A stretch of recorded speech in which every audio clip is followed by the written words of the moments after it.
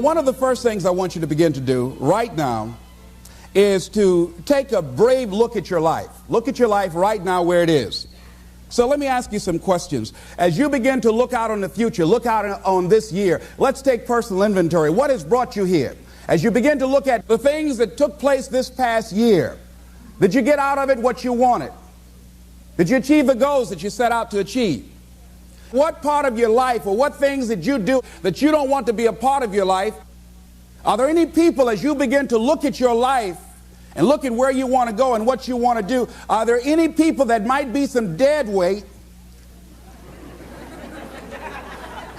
that you need to think about unloading? Because what you have found through that relationship, that it's more toxic than it is nourishing, it's more debilitating than it is empowering, and so now you've got to make a decision. See, many of us won't be able to move forward because we're not taking true inventory of our lives. As you begin to look at your emotional, your spiritual, and intellectual development, how many books did you read? How many seminars did you attend? How many classes that you take to begin to develop yourself professionally, to improve your craft or your skill? How many new things that you learn? Just take some personal inventory, just thinking. Beginning to know yourself. What are the things about your past that has influenced you right now? What's your philosophy of life? What are your beliefs, things that you feel very strongly about? What are some of the things that you have picked up along the way that you've been doing them for so long you think that they're you, that you need to begin to re-examine them and perhaps get them out of your life? See, a lot of things we do unconsciously because we picked it up somewhere in life. A friend of mine out of Chicago named Rhea Steele, I was at her house to have dinner, and Rhea, who was born in Chicago, has a tremendous southern drawl. After I met her mother, I said, where did Rhea get her southern drawl from? She said, my sisters came up from Kentucky, and they used to be her babysitter. And she picked it up while in their presence. And Rhea still has that drawl. What is it that you've picked up somewhere in life that might be a liability to you? What fear, what beliefs that you're holding on to tenaciously that's no longer allowing your life to work? It's not enabling you to produce the results that you want to produce in your life, and you're still clinging to them. See, as we go into a new world, there's some old behaviors that just won't fit. What are the events? What are the circumstances? What are the people that have shaped you? Just thinking. What are the things that you need to let go? Some things that have cost you pain, that's stifling your growth and development. What are those things? As you begin to look at your profession or your career, what is it that you need to do to begin to upgrade your skills or your knowledge, to continue for you to be competitive in the marketplace? As you begin to look at yourself and ask some of these questions, what is something that you're good at? Are you living your passion? Are you living your dream? What do you regard as your greatest personal achievement? What is the one thing that other people can do to make you most happy? Just think about these things. What would you do if you had 1 year to live and guaranteed success in anything you decided to do? What would that be? What would you do with your life if you had it to live over? Getting to know yourself. What is one value, one deep commitment from which you would never bulge? What is one cause that you would like to become involved in to make a difference on the planet? I work in the Cook County Jail in Chicago. It gives my life a great deal of joy and fulfillment. Have you found something like that in your life that you could enjoy doing, working with people? I have a friend that's working with physically handicapped people. She said it's been the most rewarding experience she's ever had. She used to be a constantly depressed individual, always feeling sorry for herself. It has changed her life. She's a grateful person. She's found something that she's lost herself in. What is your biggest setback, failure, or defeat of the past year? What is it about you, if somebody really knew, they wouldn't get into a relationship with you?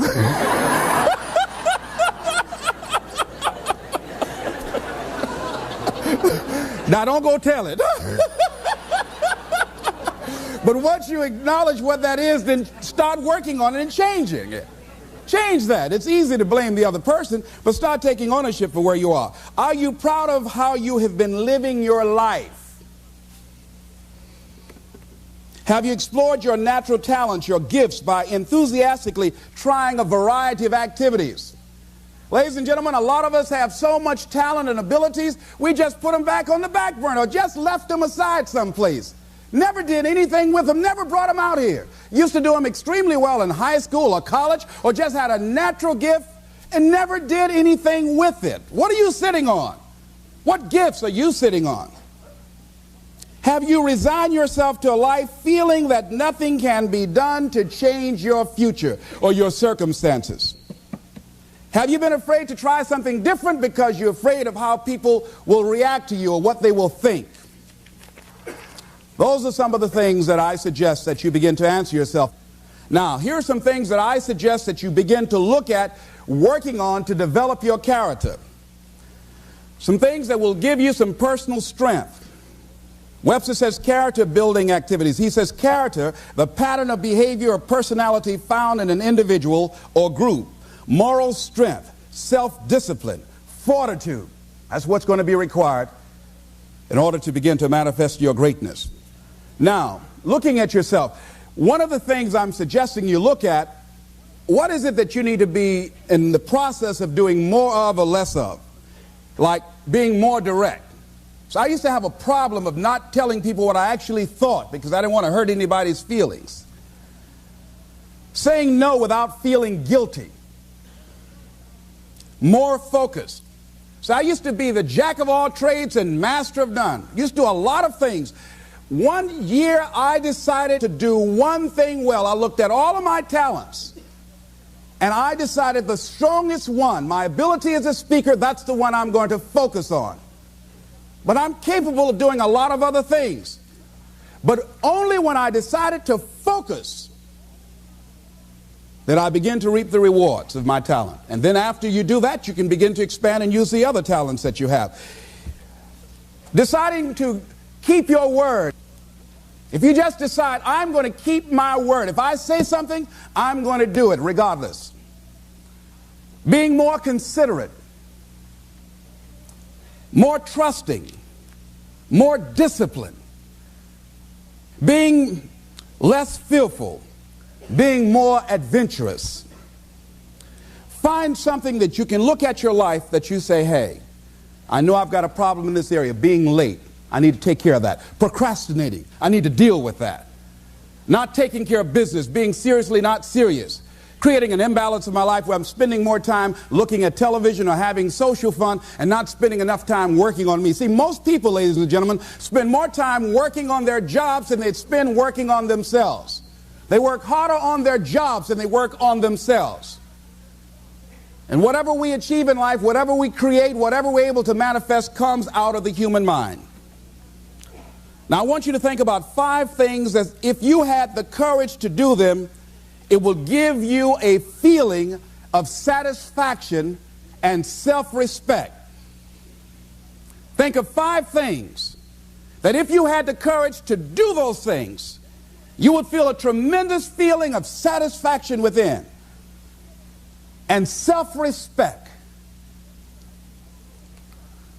Take the time to write those things down, whatever they might be to you. It might be in your personal life.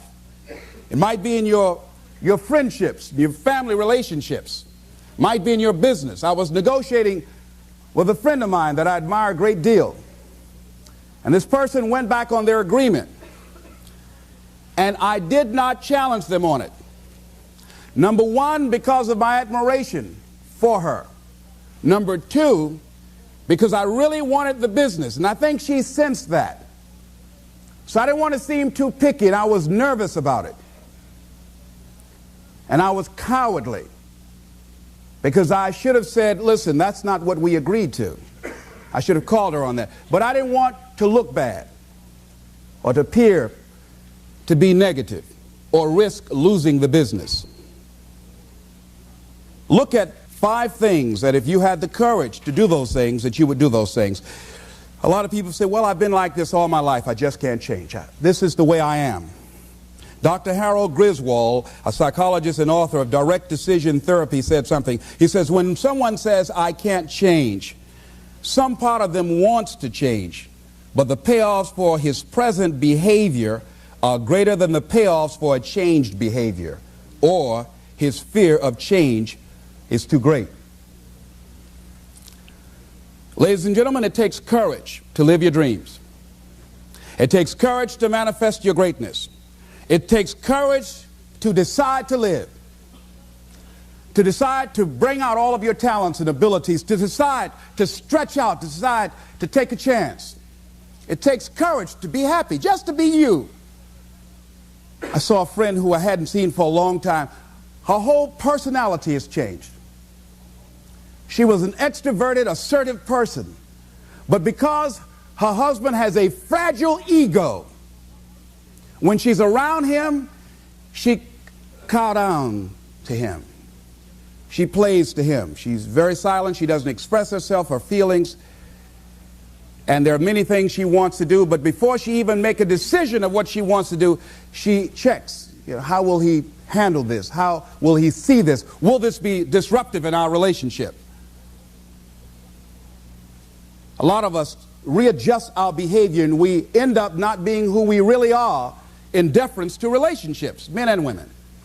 Looking at the word courage, Webster says the attitude of facing and dealing with anything recognized as dangerous, difficult, or painful instead of withdrawing from it. As you begin to look at where you want to go and take personal inventory, it's going to be very uncomfortable. That's why most people don't do it. It's very painful to admit your shortcomings, to admit your weaknesses. It's very painful to do that. It's much easier to withdraw from that and just ignore it. He goes on to say the courage of one's convictions, the courage to do what one thinks is right. As you begin to look at yourself and look at where you want to go with your life, it's very important for you to ask yourself a question as you look at various areas of your life. Is what you are doing right now, is it giving you what you want? If it's not giving you what you want, it's going to take courage to decide to do something differently. It takes courage to enjoy yourself. What are some of the self-defeating behaviors that we become involved in that prevent most people from enjoying themselves? Some people develop the "what's the use" attitude. Why bother? Some people have the "I really don't care." And they convince themselves that they don't care and they don't feel anything. And after a while, they really don't feel anything. Their lives are empty. Some people say, well, it's really not worth the hassle. Just too hard. It doesn't bother me anymore. The fact that I'm not living out my dream. The fact that I'm capable of doing more and I'm not doing it. The fact that I'm content but I'm not fulfilled. The fact that I'm not living my dream. Tom Rusk and Randy Reed, in a book called I Want to Change But I Don't Know How, said people go through life many times playing it safe. He says that's the secret hope, that they say to themselves, if I never let myself feel too good, maybe I'll never get hurt too badly. A lot of people don't ever do the things they're capable of doing because they allow themselves to go along with the crowd, following the crowd. Many people have things they want to do, and they find themselves in relationships with people who are addicted to mediocrity, and they allow their behavior to influence their behavior. Following the crowd. Many people don't do it because of the fact that they allow their lack of self-confidence to immobilize them. I remember when I wanted to go into business for years, that was an agonizing thought in my mind. I wouldn't try it, because I didn't believe that I could make it. Of the 5 things that you would like to do if you had the courage to do, I want you to pick one thing. Pick one. And here's how to set it up for yourself that will help free you and get you unstuck. What is the worst thing that can happen if you do it? So what's the worst thing that can happen? Let's say going into business for yourself, or changing careers, or getting a divorce. taking some kind of chance of something that you've always thought about doing, but you just haven't done it for whatever reason. What's the worst thing that can happen? Do the worst case scenario. Now, when you do the worst case scenario, you write those things down, the worst things that you fear would happen. When you name your fears, that puts you in control. What are you afraid of? Name it, write it out so you can look at it. Confront that fear. What is it? I'm afraid that things might work out. What else, Les? I've never been in business, okay? What else, Les? Well, I don't have all the help I need, okay? Good. What else, Les? Well, I don't have enough money, all right? Good. What else, Les? Well, I don't have a college degree. What else? I'm not as good as those other guys that I've seen up there speaking, okay? What else? Well, that's all I can think of right now, okay? Good. Now, that takes you to the next step. What are the benefits? What are the benefits of your acting courageously, taking life on? Well, part of what happened was that I felt better within myself, and I had a strong sense of self-respect. Going into business for myself, I made a lot of mistakes. Sometimes I was down on myself. I felt stupid. I felt dumb because people who were in business said, why would you do something like that? Well, I didn't know. Boy, were you really dumb. And I used to chime in with them. Yes, I guess I was. I didn't know any better. But the other thing is, I had to say to myself, but I did it. I did, even if I made a flop of it, I did it. I took the chance. I took the leap. What are the benefits of your acting courageously? Whatever it is that you've identified. Write the benefits down. And then focus on them. Focus on the benefits. Not on the liabilities, not on your fears. Focus on the benefits. That which you hold in consciousness tends to manifest itself. Think about how good you feel. Think about the level of increased self-respect, the sense of self-worth that you'll feel. How good you'll feel getting up in the morning, looking yourself in the mirror because you're taking life on. The other thing is acknowledge your fears. And then go into action. This book is called Feel the Fear and Do It Anyway. That's it. See, I believe anybody who's ever done anything, who's ever taken a chance, doesn't mean that they're not afraid. Courageous does not mean being the absence of fear. I think that being courageous is willing to do it because that's what you feel and you're going to do it anyhow. Regardless, so you're not going to be immobilized by your fears or your doubts. You admit, okay, I'm scared to death. Now, okay, what is it that I must choose to do? Go ahead and experience that fear, but don't let that fear immobilize you. In what you've done with your life thus far, is it giving you what you want? Is it giving you what you want? When you look toward the future, when you look at all that's going on out here, is there some place within yourself you say, hey, I know I need to be out there in that arena. I know I can do more than what I've been doing. I know there's some great music that I have within me that I haven't brought out here yet. Is that something that you begin to look at within yourself? So I used to do that, and I used to go to big rallies and see guys up speaking when I wasn't courageous enough to go out there and say, hey, my name is Les Brown, the motivator, Mamie Brown's boy. I want to talk. I would never do that. I'd just be back there looking at them and wanting to get their autograph and would say, can I meet you, Mr. Wakely, or can I meet Mr. Zig Ziglar? Please tell him, who are you? Oh, Les Brown. Because I felt within myself I was a nobody. So who am I to go talk to these guys and go get their autographs? I like to do what you do.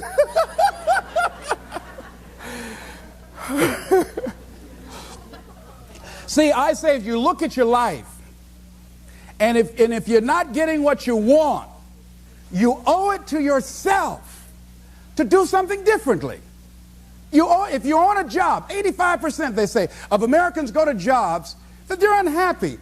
If you're doing something 8 hours a day that you don't like, it's not giving you what you want, it's not giving you a strong feeling of satisfaction and fulfillment, you're miserable, you hate to go there, you're depressed just thinking about it, you sing the Thank God It's Friday song every week, It's giving you headaches just thinking about it on Sunday afternoon after the football game goes off. If that's what it is, you owe it to yourself to start strategically working to change directions. See, but you know what most people will do? Most people will resist change. Most people will fight change as if change would be worse than what they're experiencing.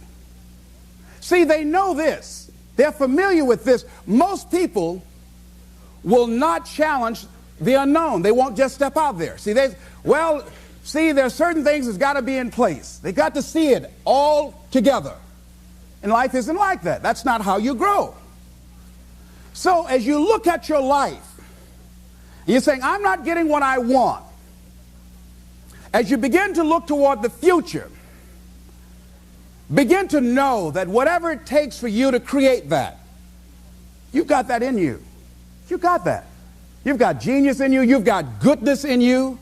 You've got creativeness in you. If you decide to take the initiative to change the current quality of your life, I say to you that you will find that the universe is on your side, that life is on your side. Now, will it be turbulent? Yes. Will it be easy? No, no. Will you have some opposition? Yes. Will I make a lot of mistakes? Yes. Will I get hurt? Yes. Yes. See, a lot of people won't try anything different in life because they don't want to get hurt.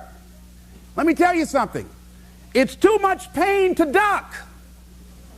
Pain is everywhere. You can hide under here. It will come where you are. Really, if I go back here, pain will come. Hey, Les, come on out. It will come. It's everywhere. Viktor Frankl calls it unavoidable suffering. You can't duck it. But most people spend their life not wanting to deal with the pain of rejection, the pain of defeat, the pain of being disappointed, the pain of losing, the pain of failure, the pain of being criticized, the pain of not being liked, the pain. That's called life. Life is full of pain. It's everywhere. But guess what? There's no gain without pain. Now, if you're going to hurt anyhow, get some yardage out of it.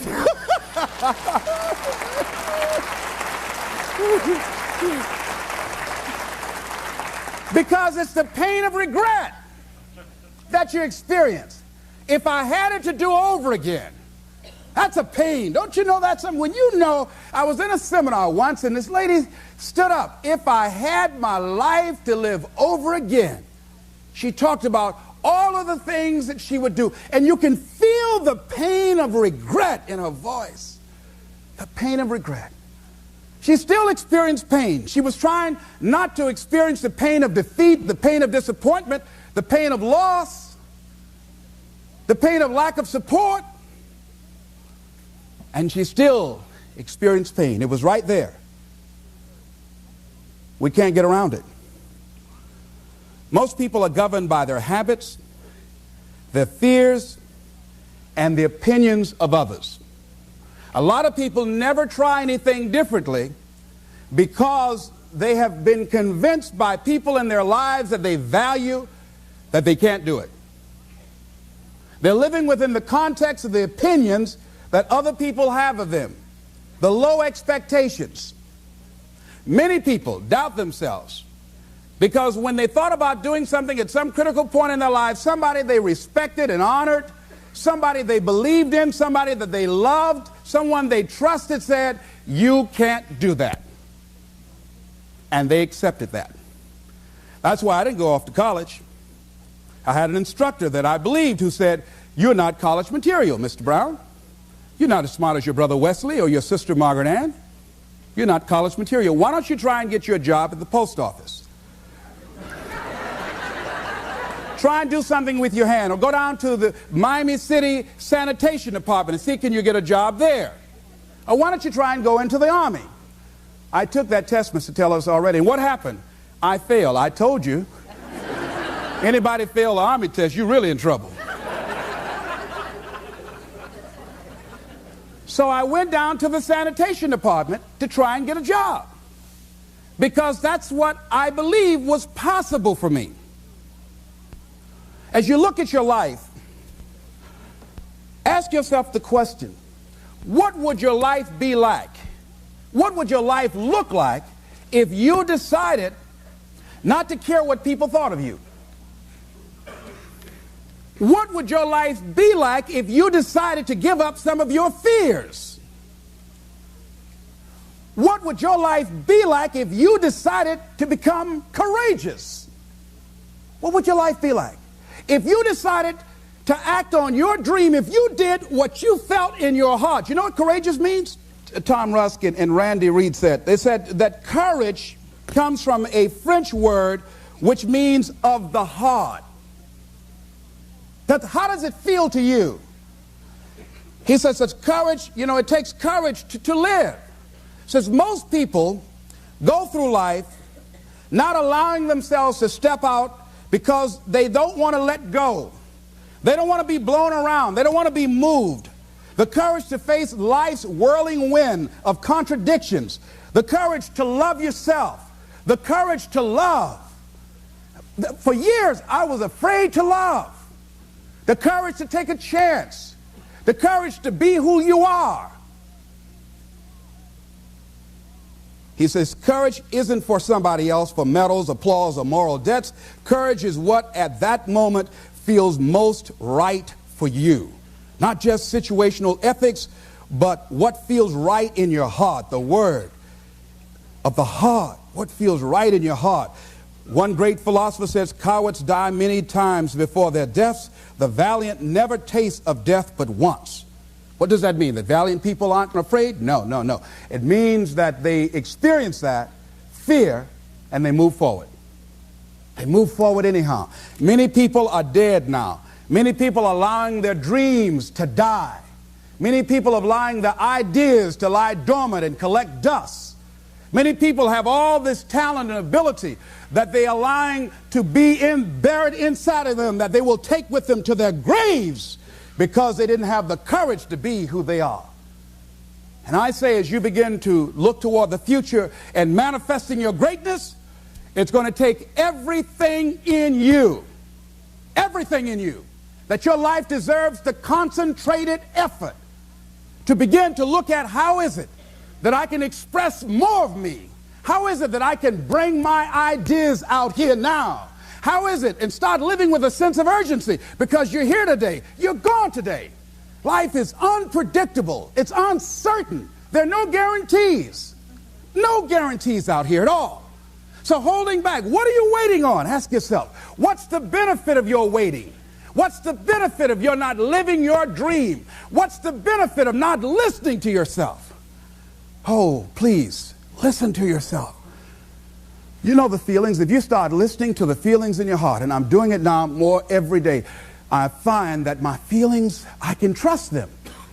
And I say to you that as you look toward the future, you look at life on a daily basis, if there's something that you have been given, if you've heard something within yourself that you know that what you're doing now doesn't fit for you, it doesn't work for you, it's not giving you what you want, and there's something else that you want to do, don't allow that inner doubt in you to talk you out of it, to build a case on why you can't have it, to tell you why you're not good enough. You ignore that inner voice and all of the external voices. Don't judge the possibilities for what you can do based upon the circumstances, because the circumstances won't determine who you are. Don't determine what you're able to do based upon your resources. Don't determine what's possible for you based upon where your life is right now. Where your life is right now is not you. That's just what it is right now. But the possibilities for you are unlimited. If you're in a rebuilding process, it's unlimited. If you're coming back from adversity and devastation, it's unlimited of what you can do. That's the capacity of human beings. It doesn't matter how many mistakes you've made. It doesn't matter how many flops you've had. It doesn't matter how much money you've lost. In fact, I see it only as an investment of what you learn from life, not losses, but investments of what's possible for you. And I say to you that once you start listening to yourself, and as you begin to act on your dream, as you start just trying to find your way, doing what you can with what you have, you will start seeing things opening up for you. You'll start attracting people. You say, where'd they come from? Things will start coming together, clicking for you. You say, whoa. You start brainstorming. Ideas will come out of nowhere as you focus on it. The key to it is to begin to focus on what it is you want to do. Why, Les? Why is that important? Because as you focus on that which you want to do, that which we focus on, that which we give our energy to, it will begin to multiply. It will begin to expand. It will begin to develop your consciousness. And out of that comes your greatness. Out of that comes a commitment. Out of that comes a passion for life. Out of that comes a special power that you have in you that you haven't even called on yet. See, the powers that we have will never reveal themselves if we don't challenge them, if we don't put ourselves in a position where we have to use them. So one of the most important things is reading a book that's a really interesting book called Instant Millionaire, and the guy said, put yourself in a position where you can't retreat, where it's do or die, sink or swim. Here's what you'll find out. You'll develop incredible swimming skills. Or swallow half the pool of life. You'll find yourself stroking unlike you've ever seen before. Through the inspiration of desperation, you'll become more creative than ever before. So what is it? How do we handle that whole piece? Throw your whole self into it. See, most people go at it tentatively. They don't give all their stuff. They don't concentrate. They don't put everything they've got in them. One guy wrote a book called All You Can Do Is All You Can Do. And all you can do is enough. But he said, make sure you do all you can do. And if we're honest this evening, we know that we haven't done all we can do. So as we look at the future, we can decide that from this day forward, as I look at my personal relationships, if I look at my professional relationships, if I look at my family relationships, as I look at all the dimensions of my life, looking at myself mentally, emotionally, and spiritually, I'm going to do all I can do to develop me, to bring my talent out here, to make a contribution to life. I don't know what you want to do. Here's what I know about you, that you've got greatness within you. As you look toward the future and developing your greatness, begin to know that your life is worth the effort. Is it easy? No. Is it worth it? Yes. Yes, your life is worth it. And so it is. This is Mrs. Mamie Brown's baby boy, Leslie Calvin Brown, saying it's been a plum-pleasing pleasure as well as a privilege. Thank you all here.